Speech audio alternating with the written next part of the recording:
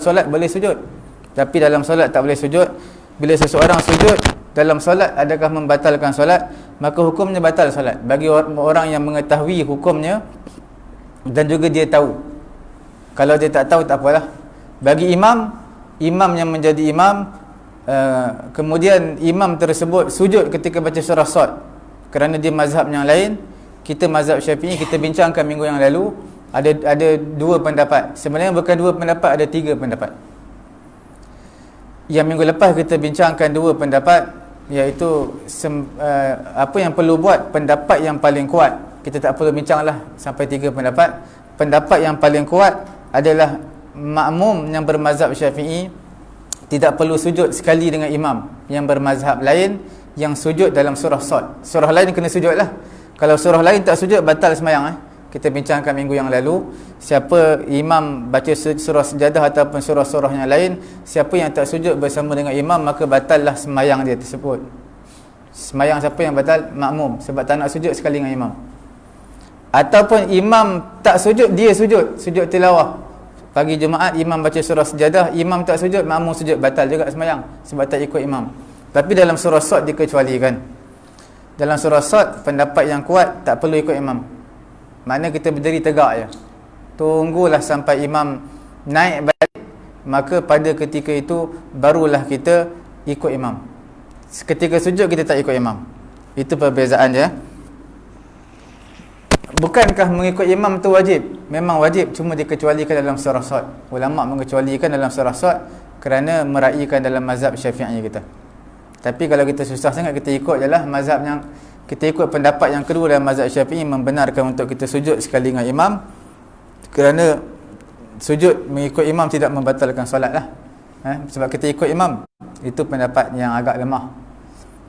Kemudian mengenai dengan syarat-syarat, semua kita dah bincangkan dulu. Sama ada syarat sujud tilawah di dalam solat, ada beberapa rukun, dan juga sujud tilawah dalam solat ada beberapa rukun, di luar solat juga ada beberapa rukun.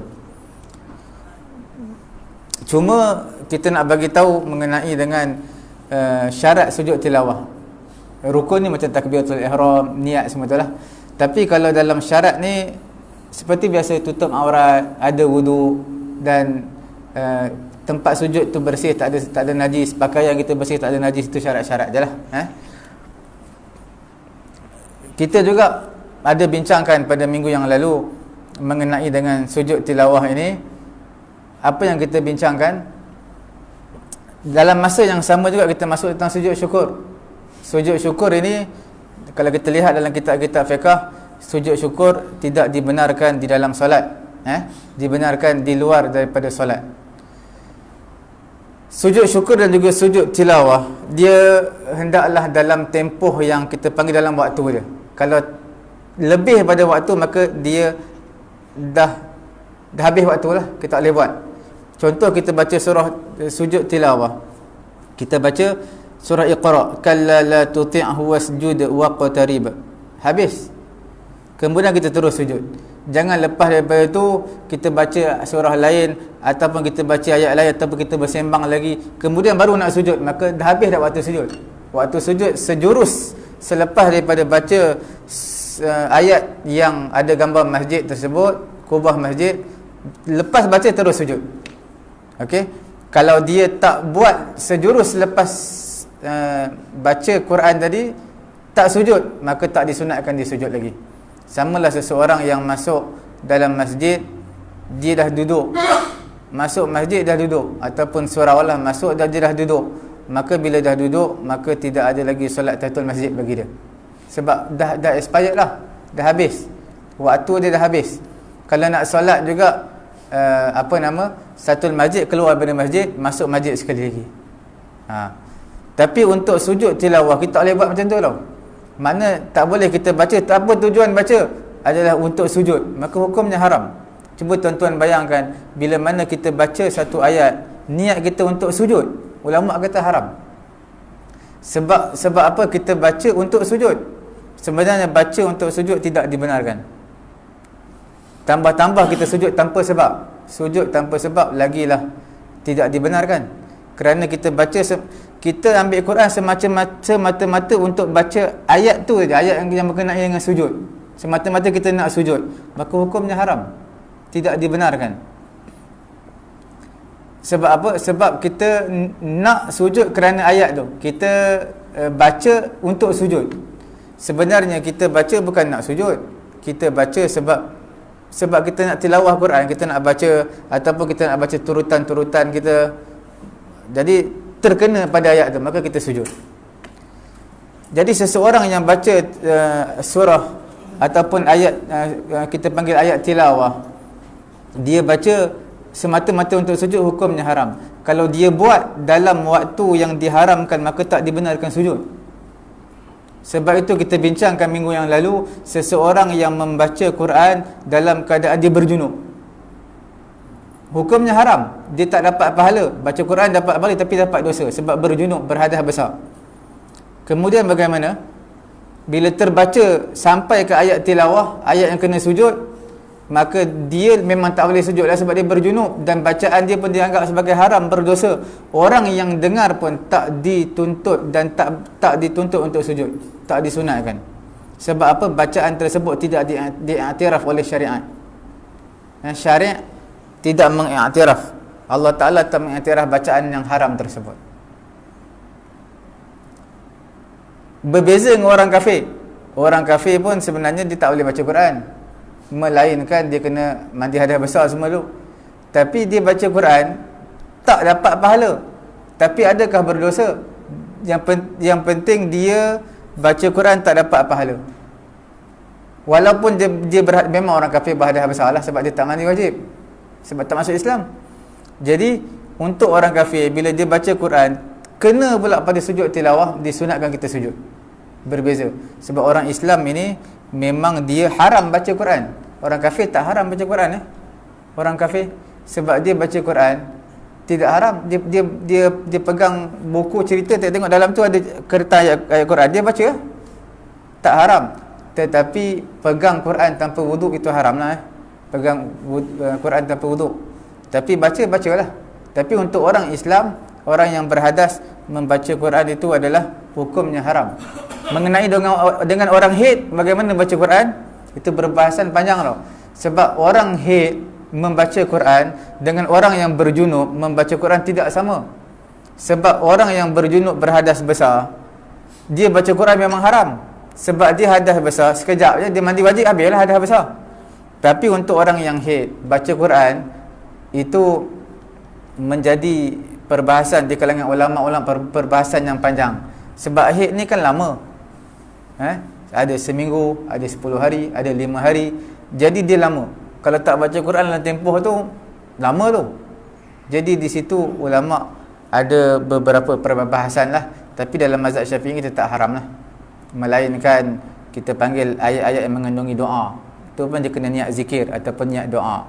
Bukan semua boleh baca Quran niat doa. Baca baca surah apa? Baca surah Qaf. Bismillahirrahmanirrahim. Qaf wal Quranil Majid. Bal ajibu an ja'ahum, sampai habis. Tiba-tiba dia niat untuk zikir. Itu tak boleh niat zikir lah, sebab surah Qaf tak ada kena-mengena dengan zikir pun. Jadi kena ada kena-mengena dengan zikir ataupun doa boleh lah. Macam ayat kursi ayat Quran tapi ada doa. 3 qul sebelum tidur baca, itu doa. Okey, ataupun zikir yang Nabi ajar, itu tak apa. Itulah antara beberapa cebisan ataupun perbahasan yang kita bincangkan pada minggu yang lalu mengenai dengan sujud tilawah, sujud syukur. Sujud syukur syarat dia sama aja. Kalau tuan-tuan tanya kepada saya, syarat dia sama dengan sujud sebelum ni. Sujud tilawah kena ada tutup aurat, lepas tu ada wuduk, kena hadap kiblat yang betul, rukun sujud kena sempurna yang kita bincangkan 7. Nabi kata umir tu an asjuda ala sab'ati a'zum, diperintahkan aku untuk sujud 7 anggota. Samalah, tak kira sujud apa pun, semua sama. Cuma perbezaan sujud syukur sekali, sujud tilawah pun sekali, sujud sahwi 2 kali, sujud dalam solat pun 2 kali. Tak kira solat fardu, solat sunat, semua 2 kali. Sujud syukur sekali saja. Sujud syukur pun sama, waktu dia begitu juga. Dia tak boleh lama-lama. Bila mana kita contohnya kita dipanggil dan dinaikkan pangkat, kemudian kita ambil wuduk terus sujud lah. Jangan pula naik pangkat hari ni, sujud bila? Lepas 2 hari baru sujud. Jadi itu tak dikira sujud syukur. Waktu dah habis, sudah expired, tak boleh sujud lagi. Dapat anak hari ni, sujud syukur esok. Ataupun dapat anak pagi ni, sujud syukur malam. Lama sangat. Dapat anak pagi ni pukul 9, lepas tu urus-urus semua anak isteri semua, bagi semua proses dah lancar, ambil wuduk, sujud syukur. Tapi jangan tunggu sampai malam. Dah habis proses semua selesai, semua urusan hospital dah selesai, terus ambil wuduk, sujud syukur. Kerana dilahirkan zuriat, anak. Cuma ulama kata sujud syukur ni tak boleh sujud selalu. Mana ada orang dapat nikmat yang besar selalu. Hari ni naik pangkat daripada 41, minggu depan naik pula pangkat 44. Mana ada orang macam tu. Selalu 41, kadang-kadang nak naik 44 pun kadang-kadang sampai 10 tahun. Kadang-kadang rezeki lah setahun 2 sudah naik. Kadang-kadang 15 tahun tak naik-naik, 41 tu je lah. Kemudian daripada 44 naik 48, 48 naik 52. Tapi pangkat ni bukan setahun 2 boleh naik terus. Jadi dia makan masa dan juga ikut atas rezeki lah. Jadi kalau macam kita kata ni orang main bola, dia setiap kali main bola kalau menang ke apa, kemenang ke, dia sujud syukur. Padahal dia tak tutup aurat, suara pendek apa semua untuk pun tak ada. Kadang-kadang kiblat pun tak ada usul, mereka sujud tu jadi haram. Haram sujud tu sebab apa? Dia bila dia main bola, dia tak ada wuduk. Contoh, kalau dia ada wuduk pun, dia tahu tak arah kiblat, dekat sebelah mana arah kiblat. Kemudian yang seterusnya tak tutup aurat dengan sempurna. Kalau ikut tempat yang tempat suci, rumput suci lah. Setiap dekat permukaan bumi ni semua dikira suci. Selagi kita tak nampak najis, kita tak nampak tahi, maka suci lah. Kalau tuan-tuan semayang dekat surau ni penuh, semayang dekat atas jalan tar dekat luar, tak bawa sajadah, tak bawa tikar pun, semayang atas jalan tar je, sah. Sebab jalan tar tu bukan ada najis pun, bukan ada tahi pun depan mata kita. Mungkin minggu lepas ada tahi kawasan tu, tapi lepas hujan, lepas panas semua dah kering dah hilang dah pun, jadi dikira suci. Jadi kalau semayang atas, kalau sujud atas padang dikira suci lah, tempat tu suci. Cuma dari aspek yang lain lah, sama ada tak tutup aurat. Kemudian tutup aurat ni maksudnya dia tak tutup lutut dan juga paha dia lah. Tapi kalau dia pakai yang macam legging tu, tutup bahagian lutut, paha semua, boleh sujud. Tapi kena tahu arah kiblat juga. Kalau tak, dia akan jadi berdosa dan haram. Sebab sujud tanpa sebab memang haram lah. Sujud tanpa sebab memang haram. Sebab tu, siapa yang sembahyang dan tujuan dia untuk membaca sujud tilawah, maka hukumnya haram. Sebab tujuan dia nak baca sujud tilawah dalam solat untuk dia sujud, maka hukumnya haram. Sekarang ada dua perbezaan. Kita semayang, kita baca surah Iqra. Kemudian kita bukan nak niat baca untuk sujud, tapi kita nak baca ayat tu lah. Kita nak baca. Jadi bila sampai dekat akhir surah, ada bentuk sujud, jadi kita pun sujud. Tapi bukan kita niat daripada awal, aku baca ni memang untuk aku sujud. Bukan maksudnya tu. Okey. Sehingga dalam mazhab Syafi'i kita ada dua pendapat pada pagi Jumaat ni. Pagi Jumaat ni baca sujud sejadah ni macam mana ni? Kita baca untuk sujud.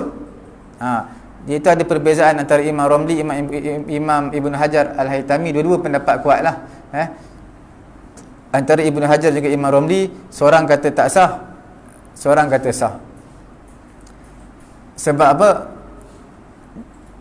Yang kata tak sah sebab dia baca pagi Jumaat memang nak niat sujud. Kemudian satu lagi imam, sama ada Imam Romli ataupun Imam Ibn Hajar, dia kata sebenarnya memang Nabi buat. Jadi bila Nabi buat ni, kita nak niat sujud pun tak apalah sebab Nabi buat.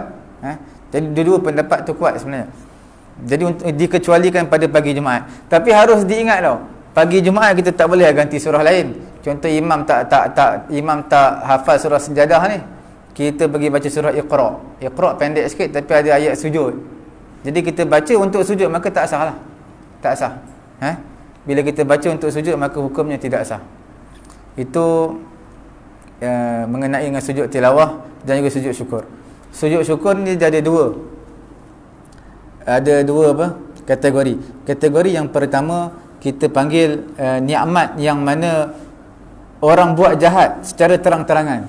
Orang buat jahat secara terang-terangan ni kita disunatkan sujud syukur. Sebab apa? Kita terselamat daripada kejahatan yang orang tu buat. Sebab apa? Orang tu jahat, alhamdulillah Allah Taala bagi nikmat dekat kita, kita tak buat jahat macam dia. Dia buat secara terang-terangan. Ulama kata disunatkan sujud syukur depan dia. Depan dia supaya dia lebih rasa insaf depan orang yang buat jahat secara terang-terangan. Tapi harus diingat juga, kita lihatlah kalau kemudaratan lebih besar, kita sujud depan dia lagi mengamuk dia, maka jangan kita sujud depan dia. Kita sujud dekat tempat lain. Sama juga dalam menegur pemimpin.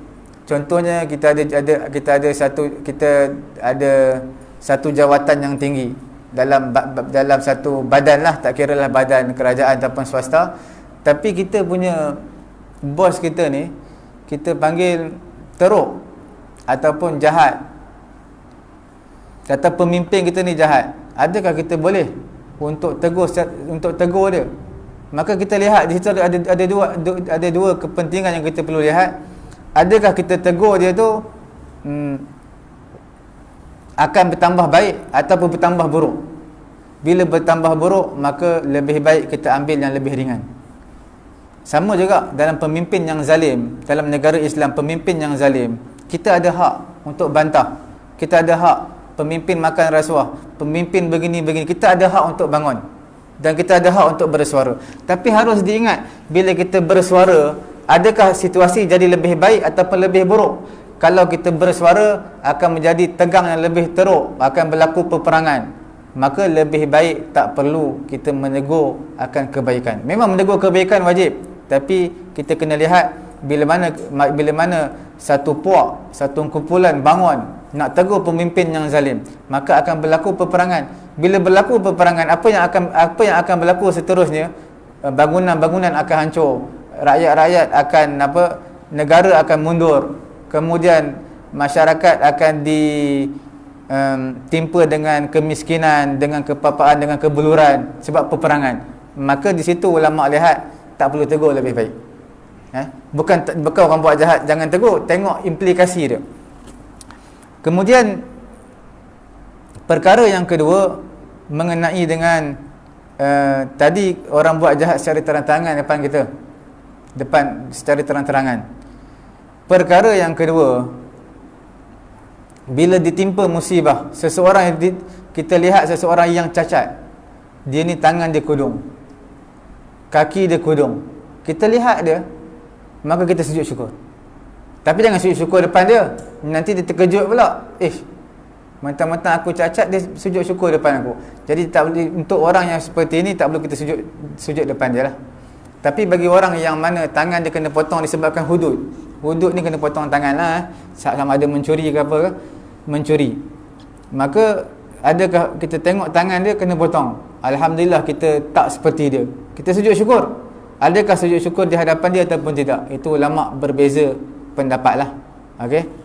Ada kata sujud depan dia supaya dia lebih insaf, ada kata tak perlu sujud depan dia. Itu antara beberapa sebab sujud syukur. Kemudian solat sunat syukur, kita dah bagi tahu minggu lepas.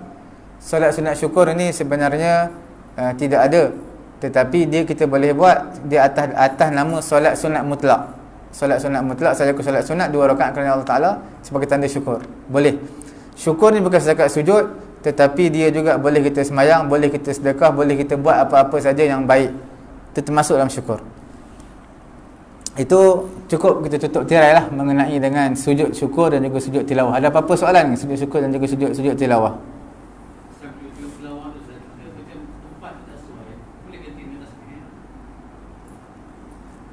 Sujud syukur kita boleh ganti dengan tasbih, dengan 4 kali tasbih lah, subhanallah walhamdulillah wala ilaha illallah wallahu akbar. Cuma dari segi ganti kita boleh ganti, tapi dari segi afdal tetap afdal lagi sujud. Contoh kita baca ayat mengenai dengan baca Quran sampai dekat ayat sujud. Bila sampai dekat ayat sujud, kita ada wudu, tapi kita malas nak sujud lah. Jadi bila kita malas nak sujud, kita pengganti dengan tasbih subhanallah walhamdulillah wala ilaha illallah wallahu akbar. 4 kali tasbih. Maka itu yang kita panggil yang baiklah. Tapi kita kena ingat dia hanya dia bukan menggantikan tempat sujud. Cuma kita kata untuk tampung je lah. Sebab sujud je paling afdal. Bawah daripada adalah tasbih ataupun zikir subhanallah walhamdulillah. Ataupun seseorang baca Quran, dia baca Quran tak ada wudu, tapi dia pegang lah, tapi bukan pegang Quran, pegang terjemahan Quran, dia baca. Kena ke ayat sujud, memang tak boleh sujud lah sebab dia tak ada wudu. Maka disunatkan untuk dia tasbih ajalah subhanallah walhamdulillah wala ilaha illallah wallahu akbar sebanyak 4 kali. Okey. Selalunya sebagai masjid surau dia akan baca tau ayat Quran satu muka, baca satu ayat makmum ikut, satu ayat makmum ikut. Ada sebahagian masjid buat lepas zuhur, sebahagian masjid buat lepas asar, sebahagian masjid buat lepas subuh. Jadi bila kena dekat satu ayat sujud, imam baca, maka disunatkan imam sujud, makmum sujud. Kemudian lepas imam baca, makmum pula baca. Makmum pun disunatkan sujud sekali lagi, imam pun disunatkan sujud sekali lagi. Okey. Jadi makna dua kali sujud lah. Sebab 2 kali baca. Nah, bukan kata tak apalah, imam dah baca cukup sekali sujud. 2 kali sujud. Itu mengenai dengan sujud tilawah dan juga sujud apa tadi? Sujud syukur. Ada apa-apa soalan lagi ya? Misal kata ada seorang lelaki terdengar perempuan yang bukan muhrim dia baca yang ayat surah yang ada sujud syukur, surah untuk baca apa? Sujud tilawah tu. Adakah bolehkah atau tidak dia untuk sujud tilawah tu? Orang lelaki dengar perempuan bukan mahram. Dengar baca Contohnya seorang lelaki dengar perempuan muda baca apa? Okey. Masa tadi kita bagi tahu seorang yang pembaca Quran, sekiranya dia baca Quran itu haram hukumnya, seperti orang berjunub, maka tak disunatkan kita yang dengar sujud. Tapi masalah ini, seseorang perempuan dia baca suara kuat, perempuan tak boleh baca suara kuat. Orang lelaki je boleh. Perempuan kalau nak azan pun tak boleh azan macam orang lelaki, dengan syarat jemaah perempuan je. Okey. Jadi bila nak sembahyang jemaah perempuan pun tak boleh baca kuat macam lelaki-lelaki. Kuat sikit lah, tapi tak kuat macam lelaki-lelaki. Jadi orang perempuan bila baca kuat hukumnya haram tau. Seolah-olah suara dia nak buat satu tarikan kepada lelaki yang bukan mahram. Dia bukan muhrim. Muhrim ni orang yang berihram. Kita kena ingat, satu dinamakan sebagai muhrim. Muhrim ni orang yang berihram. Satu lagi mahram. Mahram ni orang yang haram kita kahwin. Jadi maksudnya seseorang dia membaca Quran bukan di hadapan mahram dia, tapi dia baca dengan suara yang kuat. Makna mahram ni orang yang diharamkan untuk kita kahwin, tapi dia baca kepada orang luar. Perempuan ni baca kuat-kuat. Tiba-tiba kita dengar. Adakah disunatkan kita sujud? Kena dekat ayat yang sujud lah. Jadi ulama kata disunatkan sujud. Sebab apa? Sebab walaupun perbuatan dia haram, tetapi bukan bacaan dia haram. Dia haram bukan lizatihi, bukan bacaan tu yang haram, tetapi disebabkan satu perkara yang lain yang haram. Apa perkara yang lain? Iaitu perbuatan dia nak menunjuk kepada orang, nak tunjukkan suara dia kepada orang lelaki-lelaki, maka itu hukumnya haram. Nak memperdengarkan suara dia kepada orang lelaki-lelaki yang bukan mahram, haram. Jadi haram tersebut adalah haram li ghairihi, iaitu bukan bacaan tu yang haram, tapi perbuatan dia yang haram. Jadi disunatkan juga kita sujud. Disunatkan. Sama juga dia masalah ni sama seperti mana yang selalu kita dengar, seseorang yang datang ke masjid dalam keadaan baju curi, kopiah curi, bukan dia punya, dia curi orang punya. Tambah-tambah duduk di mana? Asrama ke apa? Kadang-kadang pakaian kita basah, kita nampak pakaian kering ke ampayan ni pakai semayang. Itu curi tu, tanpa izin. Sembahyang dia sah tak? Sembahyang dia sah. Kemudian pakaian curi, perbuatan dia tu yang haram. Sembahyang dia adalah sembahyang yang sah, tetapi perbuatan itu menyebabkan perbuatan sembahyang tu haram, perbuatan curi tu. Tapi sembahyang dia tak sah. Begitulah yang berlaku seseorang yang mana baca Quran tu memang baik, dan dia memang perempuan yang tak haid memang disunatkan baca Quran, tetapi bila tak kena tempat dia kuatkan suara, maka dia jadi haram. Dan bukan bacaan tu yang haram, perbuatan dia tu yang haram, maka disunatkan sujud syukur. Bukan sujud syukur, sujud tilawah kalau kena dekat ayat sujud lah.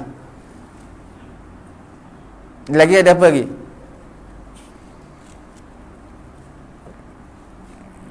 Kalau tak ada apa-apa, kita masuk tentang rukun yang seterusnya.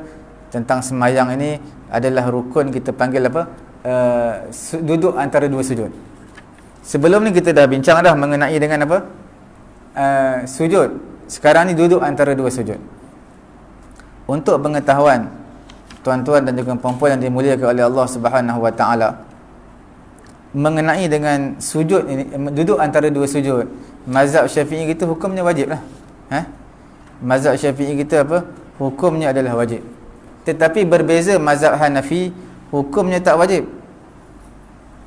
Sebab apa tak wajib? Kerana mereka ni seperti mana ketajaman pedang. Mana kalau kita terduduk atas pedang, cepat-cepat kita bangun. Sebab tajam. Macam itulah bila dalam mazhab Hanafi tak perlu pun untuk duduk secara tamakninah. Dia bangun pada sujud, Allahu Akbar, Allahu Akbar. Sebab tu kita pergi masjid India, pergi masjid India, ataupun masjid Pakistan, Coket tu, dekat belakang Coket tu ada satu, dekat PPZ dulu ada satu masjid Pakistan tepi tu, sama juga. Itu semua geng-geng dia lah dalam mazhab Hanafi. Kita pergi tu, kita Allahu Akbar, angkat kepala pada sujud, kita baru Rabbil, tak sempat Rabbil fili dah, baru Rabb, Allahu Akbar, iman dah sujud dah. Sebab bagi mereka tamakninah tak wajib, sunat je. Jadi mereka bangun daripada sujud, Allahu Akbar, Allahu Akbar, terus sujud. Tapi mazhab Syafi'i kita wajib lah. Tapi kalau kita ikut dia tak apalah, kita buat tamakninah sekejap je, Rabbil firli, cukup lah, paling ringkas lah. Kemudian kita sujud ikut. Sebab mereka dalam mazhab Hanafi dua tempat yang tak wajib. Dia wajib tetapi tak wajib tamakninah. Dia hanya sunat je, ketika i'tidal dan juga ketika duduk antara dua sujud. Sebab tu mereka masjid Pakistan, masjid India, Allahu Akbar, subhana rabbiyal azimi wa bihamdihi, sami Allahu liman hamidah, Allahu Akbar, terus. Siapa pergi semayang sana, tengok dia terus buat macam tu. Jangan kita kata tak sah, sebab mazhab dia memang tak menjadi satu syarat ataupun perkara yang wajib. Tapi dalam mazhab Syafi'i kita hukumnya adalah wajib, kerana setiap rukun kita ada tamakninah dia, ada tamakninah dia.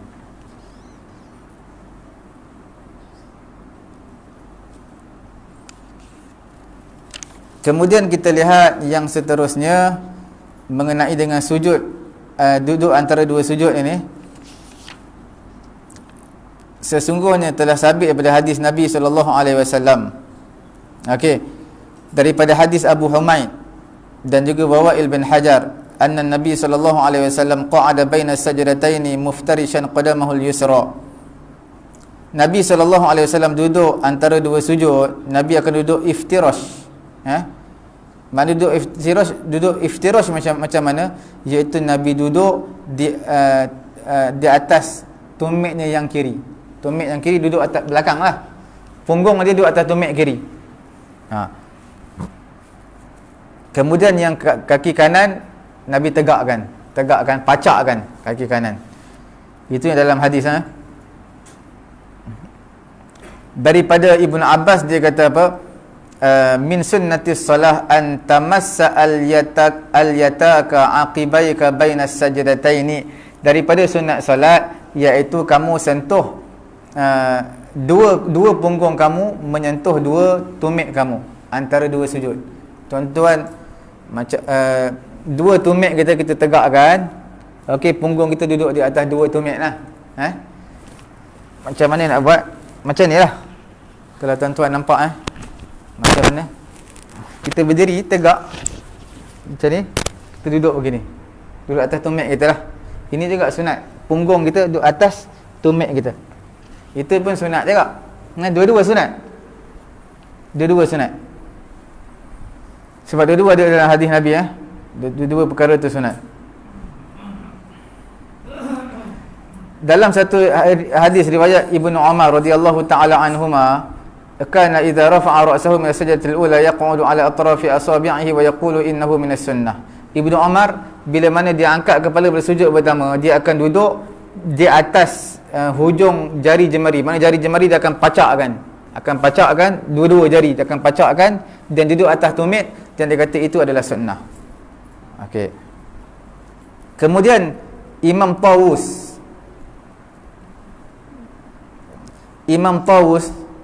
tabi'in, dia kata apa?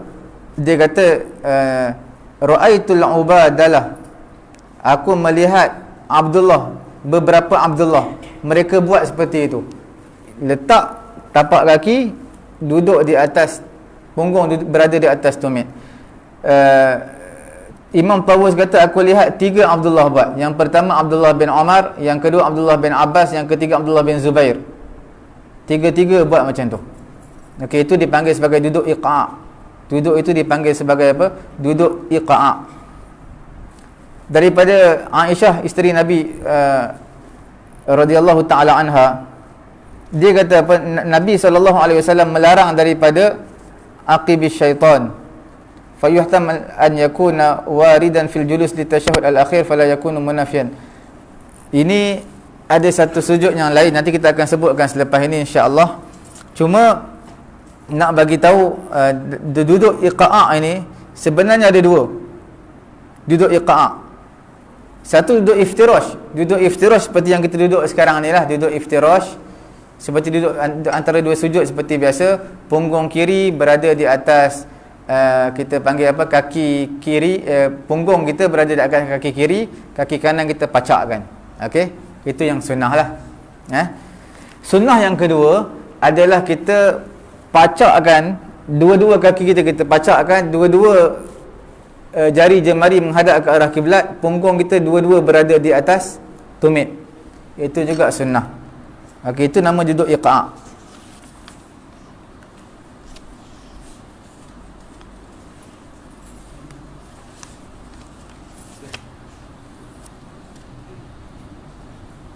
Hujan.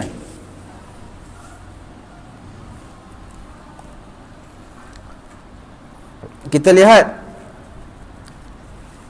Imam Nawawi menyatakan summa yarfa' ra'sahu wa yukabbir lima rawaihu min hadis Abi Hurairah. Nabi SAW dia akan angkat kepala dia dan juga dia akan bertakbir Allahu Akbar. Okey, pada rukuk. Kemudian bila mana Nabi summa yajlis muftarishan, kemudian bila Nabi duduk antara dua sujud, Nabi akan duduk di atas kakinya yang kiri dan Nabi akan pacakkan kaki yang kanan. Kerana ada satu hadis riwayat Abu Humaid As-Sa'idi radhiyallahu taala anhu, dia menyifatkan solat Nabi SAW. Dia kata summa sanari jalahu, Nabi lipat kakinya yang kiri, kemudian Nabi duduk, wa'tadala, Nabi akan bertamak ninah hatta yarji'a kullu 'adwin ila mawdi'i, sehingga semua anggota stabil lah. Maknanya Nabi duduk tamak ninah, bukan Nabi duduk terus sujud, tidak. Nabi duduk sekejap dulu. Okey. Walau bagaimanapun ada duduk yang dipanggil duduk iqa' dan hukumnya makruh. Bagaimana? Meletakkan dua punggung di atas mana? Di atas tanah. Dan juga dua tangannya dihampar di atas tanah juga. Ini ada hadis Nabi SAW melarang daripada duduk seperti duduknya kera. Kera duduk begitulah. Bagaimana tu? Iaitu kita panggil dia duduk antara dua sujud tapi duduk begini. Punggung berada di atas tanah, tangan dia lepas begini, duduk antara dua sujud. Bangun sujud pertama duduk macam ni. Jadi duduk macam ni adalah makruh. So itu dipanggil duduk iqa'. Dia sama seperti mana? Seperti kera. Ataupun dalam satu riwayat yang lain dia kata duduk seperti anjing. Anjing duduk macam tu. Dia dua kaki angkat, duduk seperti anjing. Jadi duduk seperti itu, duduk antara dua sujud hukumnya makruh. Okey. Duduk bersila pun samalah. Duduk bersila. Cuma duduk bersila kita tak kata makruh. Cuma kita kata tak bertepatan dengan sunnah lah. Yang sunnah kita bagi tahu dua tadi. Sama ada duduk di atas kaki kiri, kaki kanan pacakkan, ataupun pacakkan dua-dua kaki, punggung kita berada di atas dua tumit. Itu yang sunnah. Tapi sunnah yang pertama afdal, sunnah yang kedua tidak afdal. Makna sunnah pertama lebih baik daripada sunnah yang kedua. Apa sunnah yang pertama lebih baik? Sunnah yang pertama adalah duduk di atas kaki kiri, kaki kanan kita pacak. Itu sunnah dan afdal. Yang keduanya duduk di atas dua tumit. Punggung kita berada di atas dua tumit. Itu sunat juga. Berdasarkan hadis apa tadi Ibnu Abbas yang dia kata innahu minas sunnah. Sunnah juga, tetapi dia tidak afdal lah. Itu perbezaan.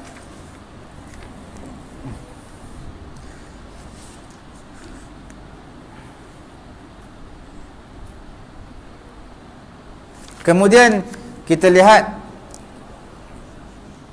summa yarfa'u ra'sahu wa yukabbir. Bila diangkat je kepala daripada sujud, apa yang dia perlu buat? Iaitu dia kena takbir. Takbir angkat je kepala daripada sujud terus Allah sampailah duduk antara dua sujud akbar. Mana dia bermula angkat kepala Allah sampailah sempurna duduk antara dua sujud, habisnya akbar.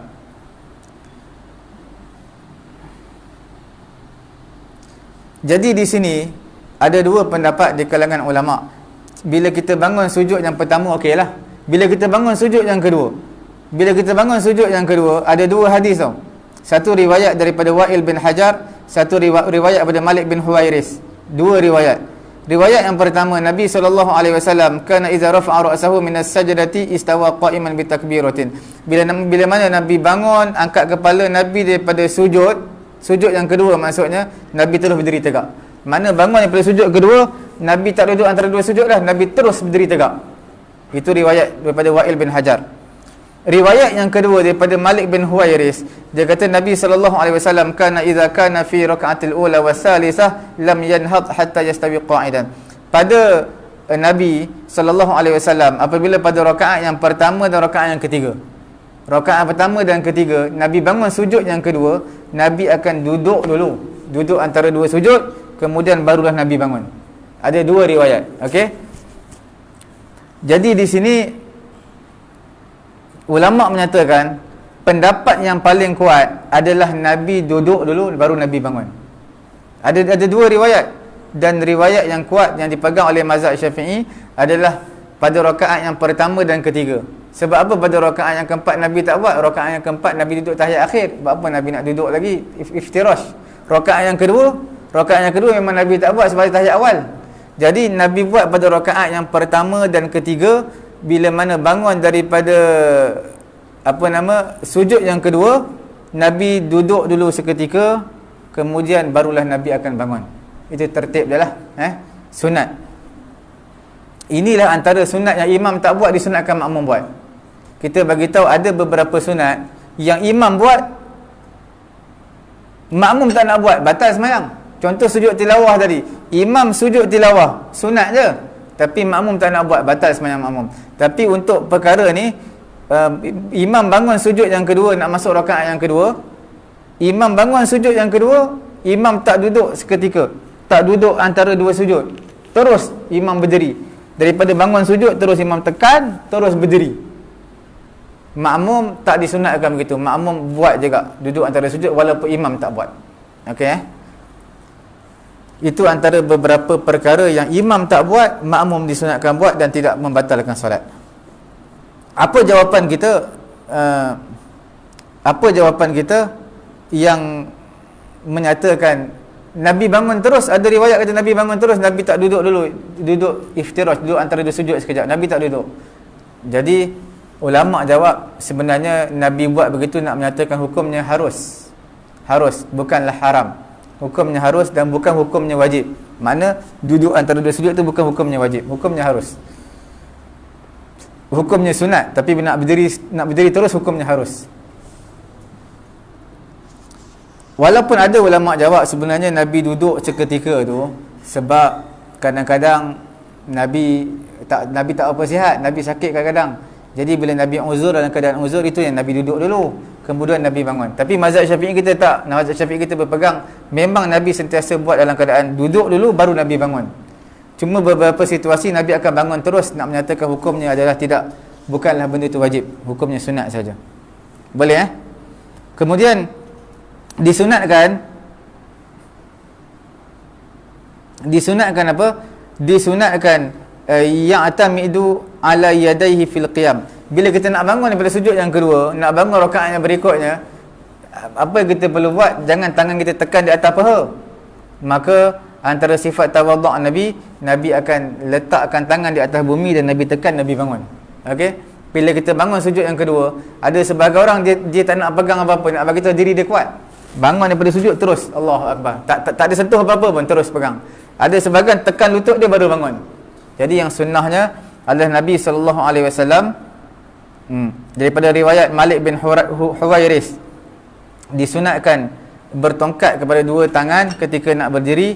Nabi SAW istawa qa'idan, Nabi duduk, summa qama wa'tamada 'alal ard, Nabi duduk seketika sekejap, kemudian Nabi tekan di bumi, tekan di atas tanah, kemudian barulah Nabi bangun. Tekan dengan dua tangan, bukan sebelah tangannya, dua-dua tangan Nabi tekan, kemudian Nabi bangun. Okey, ini sebab apa? Imam Syafi'i kata dia lebih kepada sifat tawaduk, letak tangan kemudian bangun, nampak lebih sopan sikit. Kemudian yang kedua untuk bantu orang yang semayang lah, sebab orang yang semayang kalau dia tekan kaki dia, kadang-kadang susah juga dia nak bangun daripada rakaat berikut, dia tekan kaki. Yang mudahnya tekan depan baru bangun. Dan disunatkan untuk kita panjangkanlah takbir tu daripada sujud, bangun Allah sampailah habis. Memang panjanglah. Sebagai orang Arab, mereka tak apa suka tu. Mereka kata, balik takbir panjang sangat. Daripada bangun sujud kedua, duduk antara dua sujud, bangun lagi sujud rakaat berikutnya, tak putus-putus. Allahu Akbar. Panjang. Jadi bila panjang sangat ni, orang tengok pelik. Tapi sebenarnya mazhab Syafi'i dia ada tiga pendapat. Pendapat yang pertama yang paling afdal. Apa dia?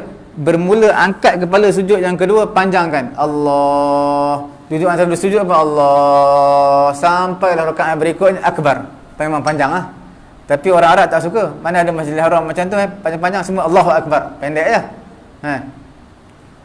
Haji Kasim pun separuh je. Allah. Sedar-sedar bangun akbar. Dia ambil separuh. Allah Akbar. Boleh tak? Boleh ya, tidak jadi masalah lah. Tapi kita nak bagi tahu yang afdal ni panjang lah.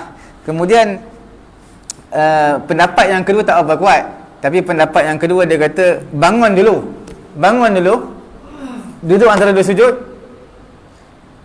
Elok nak tekan tangan nak bangun tu baru sebut Allahu Akbar. Itu pendapat kedua. Ini kalau siapa yang agak kita panggil pergerakan lambat, eloklah guna ni. Imam pun elok guna ni juga. Tapi yang imam tak sesuai guna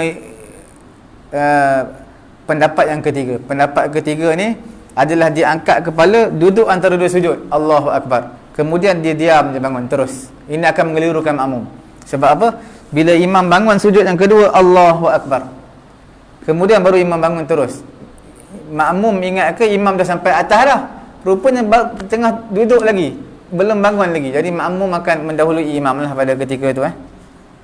Boleh? Okey. Kemudian apa lagi? Duduk ketika mana antara dua sujud ni semua disunatkan duduk tahiyat awal. Semua disunatkan duduk duduk iftirash kita panggil. Duduk ni ada dua, satu iftirash, satu lagi duduk tawarruk. Duduk tawarruk ni duduk tahiyat akhir. Iftirash ni duduk macam antara dua sujud kita bagi tahu, kaki punggung atas kaki kiri, kaki kanan kita tegakkan. Okey.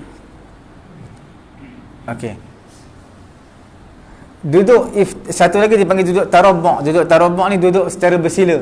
Itu boleh juga dalam sembahyang, tapi dia bukan perkara yang sunat lah, setakat harus lah.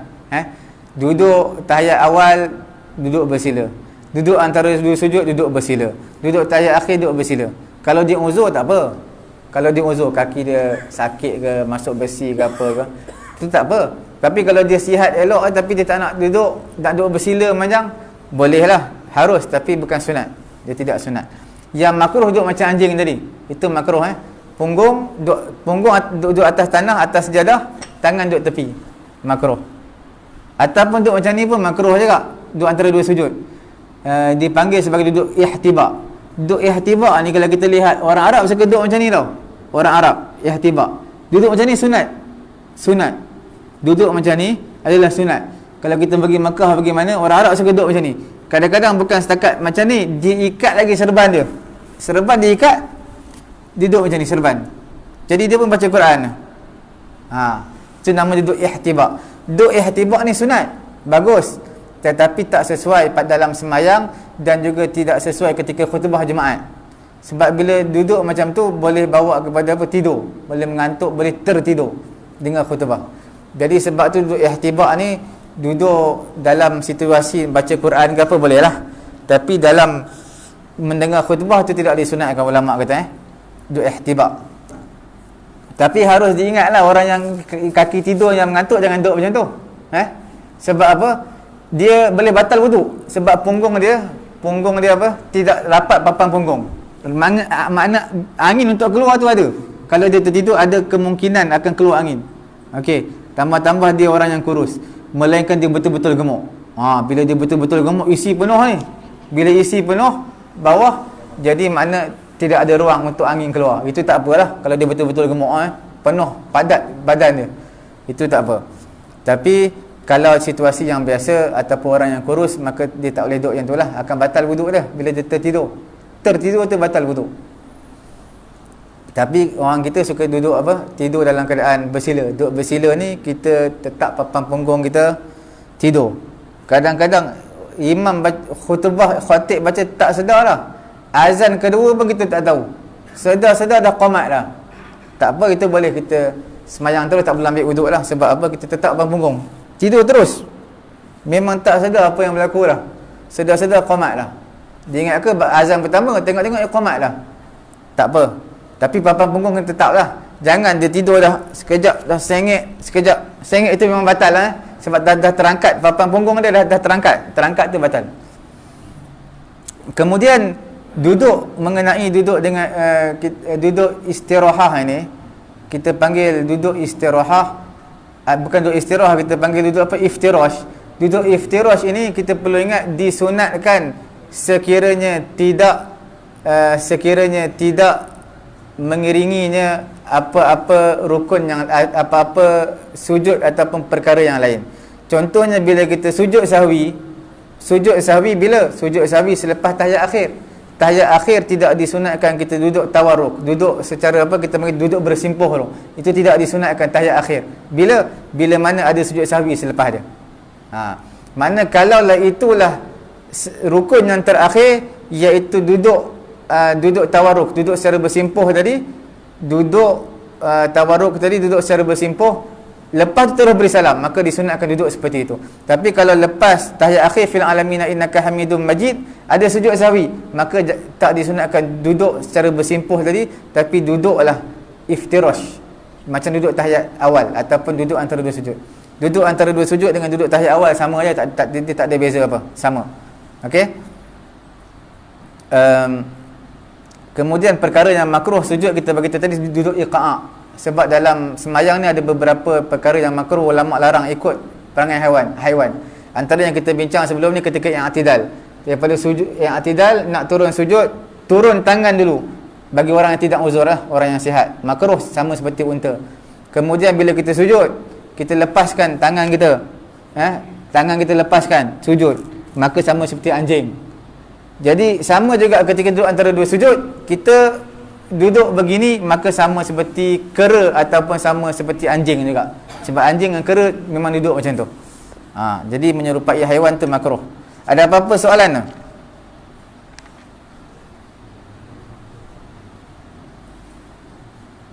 Tak ada apa soalan Kalau tak ada apa-apa, cukup zakat tu lah. Nanti kita masuk tahiyat akhir pula. Okey.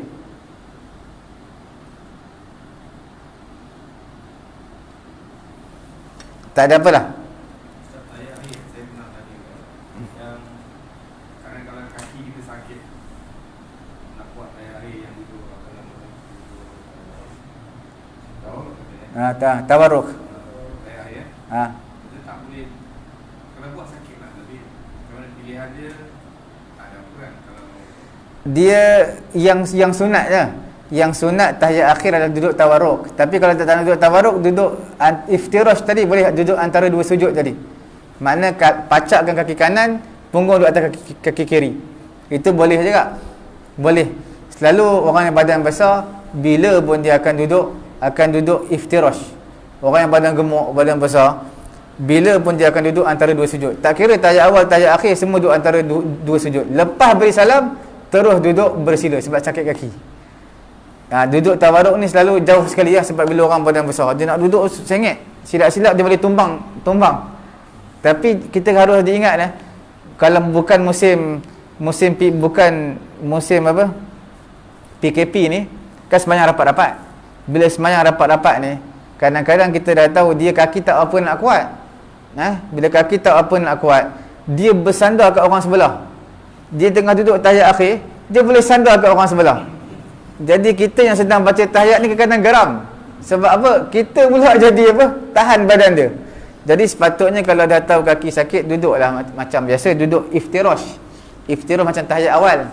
Tak payahlah nak sengit-sengitkan badan sampai suruh orang sebelah dia, tahan dia pula. Jadi itu jadi ganggu orang. Jadi lebih baik orang seperti itu dia duduk iftirash je lah. Tambah-tambah dah tahu badan sengit, badan besar pula, orang sebelah dia kurus, jadi nak kena tahan pula badan dia. Imam beri salam rasa lega je. Sebab apa? Sebab nak kena tahan badan dia tu.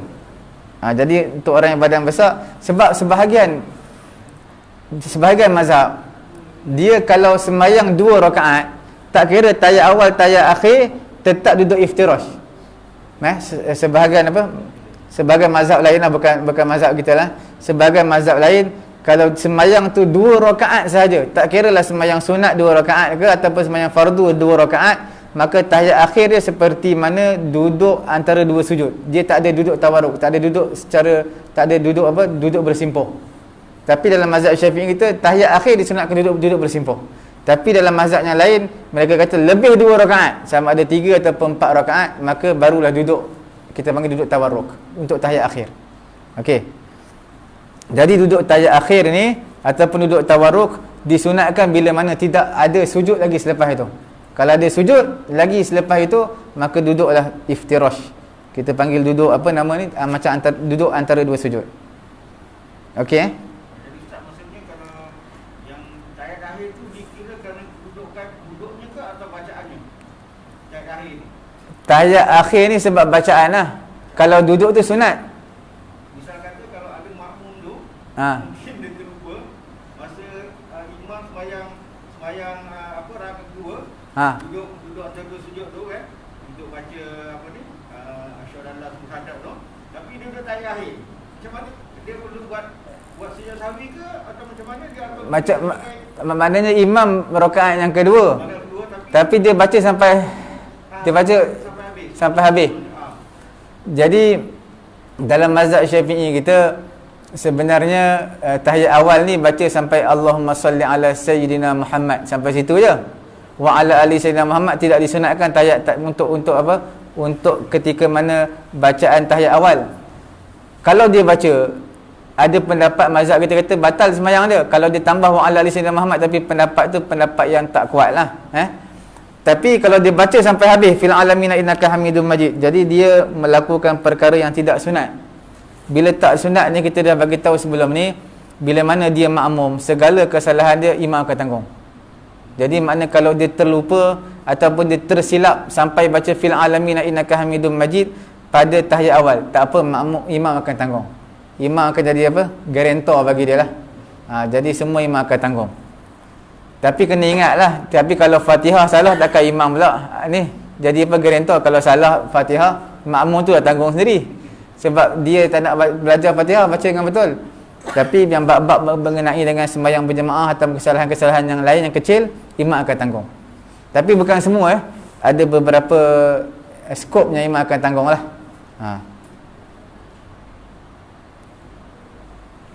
Lagi ada apa lagi? Kalau duduk di antara dua sujud ni, dia selain daripada istirahat, Iftirash. boleh kan? Boleh.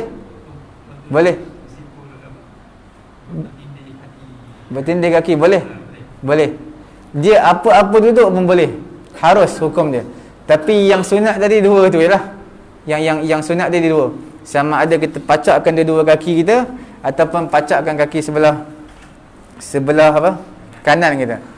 Tapi kalau kita nak duduk bersila pun boleh, kita nak duduk atas dua tapak kaki kita pun boleh, punggung kita berada di atas dua tapak kaki kita, boleh juga. Boleh. Tapi saya ada baca tadi, duduk di atas dua tapak kaki pun sunat juga tau. Sunat. Tapi saya tak tahu dekat mana saya baca tadi. Tapi dia kata sunat juga. Tapi pendek kata semua itu adalah harus. Harus duduk macam mana pun harus, tapi duduk yang macam kera duduk tadi ataupun macam anjing duduk tadi tu hukumnya makruh. Yang lain betul harus duduk bersila pun boleh. Walaupun tanpa apa-apa keuzuran. Dia tidak sakit apa pun, saja-saja duduk bersila. Boleh. Duduk antara dua sujud, tidak jadi masalah lah.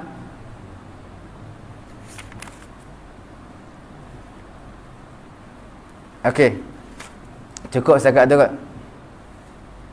Mudah-mudahan yang terakhir macam biasalah zikir lah. Rabbighfirli, warhamni wajburni warfa'ni warzuqni wahdini wa'afini wa'afani. Ini pun panjang tu zikir-zikir dia. Tapi zikir-zikir dia versi dia sikitlah, taklah banyak. Cuma riwayat yang banyak. Riwayat ada yang kata bacaan macam ni, ada yang kata bacaan macam ni, ada yang baca bacaan macam ni, ada yang kata Rabbighfirli warhamni wa'ajirni warfa'ni warzuqni, ada yang kata Allahumma ghfirli warhamni wa'afini. Cuma dekat-dekat je, cuma susunan lain-lain. Jadi versi dia banyak, tapi zikir dia taklah panjang. Sebab bila panjang sangat boleh bawa kepada batal sembahyang. Dalam mazhab Syafi'i kita, sesiapa yang memanjangkan memanjangkan duduk antara dua sujud sepanjang tahiyat awal, maka batal sembahyang dia. Siapa yang ketika i'tidal memanjangkan bacaan i'tidal sepanjang selama bacaan al-Fatihah, maka batal sembahyang dia. Melainkan ketika solat tasbih je. Solat tasbih tak apalah, sebab solat tasbih memang kena panjang. 10 kali subhanallah walhamdulillah sampai habis tu. Jadi panjanglah, dikecualikan untuk sembahyang tasbih sahaja. Yang lain daripada tu, ada ulama kata makruh tau. Tapi pendapat yang kuatnya batal lah. Memanjangkan rukun yang pendek. Okey. Kita sambung minggu yang akan datang insya-Allah. Subhanallahumma wa bihamdi, subhanakallahumma wa bihamdika asyhadu an la ilaha illa anta astaghfiruka wa atubu ilaik. Bismillahirrahmanirrahim. Alhamdulillahirabbil alamin wassalatu wassalamu ala rasulina Muhammadin wa ala alihi washabbihi ajma'in. Allahumma anfa'na bima 'allamtana wa 'allimna ma yanfa'una wa zidna 'ilma. Alhamdulillahi ala kulli hal wa na'udzubillahi min hali ahli an-nar wa sallallahu ala sayyidina Muhammadin wa ala alihi washabbihi. Alhamdulillahirabbil alamin.